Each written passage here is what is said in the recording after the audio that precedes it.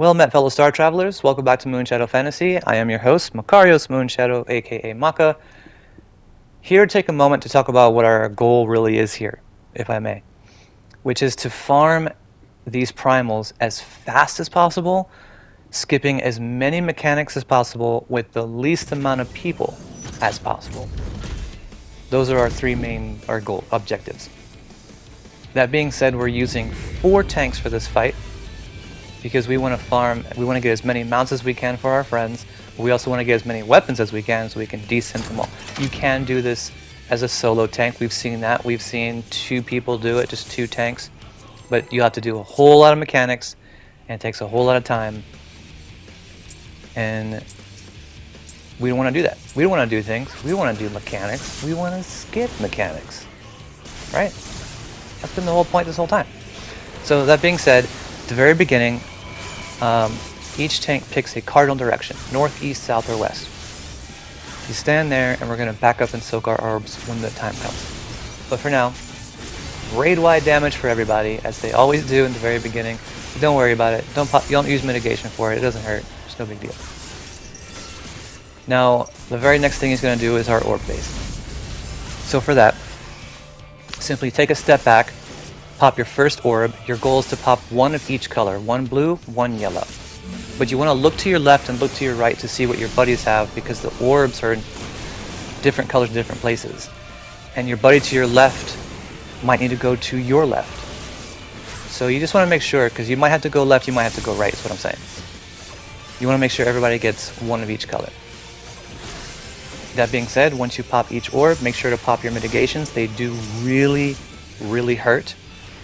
If you do not pop mitigations, you won't survive. So use them. Next is going to be just some dodging the AoEs. You're going to spin around the boss, dodging his lasers, while also moving in and out of the circle AoEs that are trying to bait you into oblivion. Nothing you haven't seen before. But by this part, it's done. The rest of this first phase is over. This boss does have a, what do we call it? A restart mechanic? Reset mechanic? Reset phase, where during the second phase, if someone died, that they forgot to pop their mitigation or whatever, you can restart in phase 2. That's what we're saying. But the rest of this can be skipped, and pretty much the rest of the mechanics afterwards can be cheesed, except for 2, which we're about to show you. We're going to skip this whole huge cutscene because you've seen it a million times. At the very beginning of the fight, we're going to go back into our cardinal directions, northeast, southwest, for the blue arrows, which we'll see in a minute. He's going to hit you with a tank buster. You can either all stack together for it, or just pop invuln. Doesn't hurt too much. Then everyone's going to get a blue arrow underneath them. You move to the back of a wall, with your back facing a wall, up against the wall. And then you're just going to slide towards each other. Make sure that you're not pointing directly at each other, like facing each other, because that will kill you.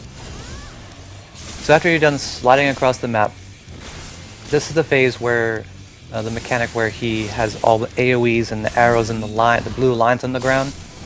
Absolutely 110% you can cheese this. They don't hurt.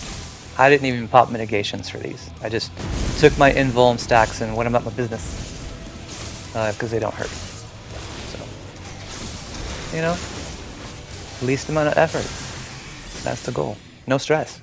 Stress kills. You don't want stress. So after that, the boss is going to change forms.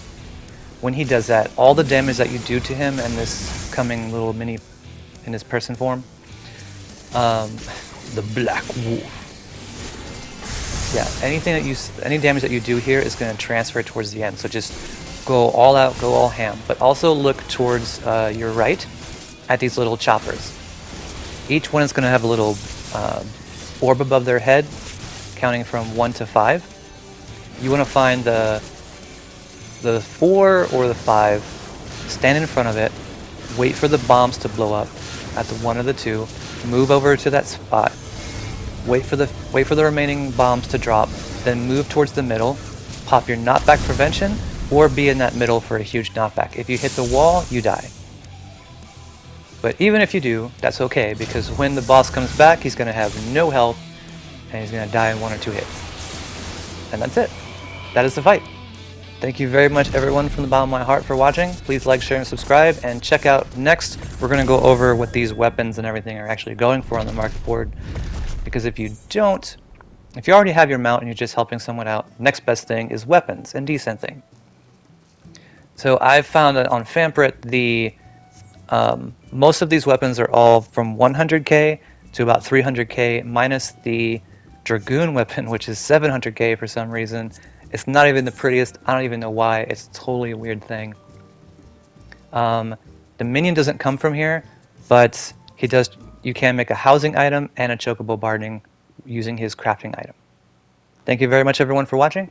Maka is out.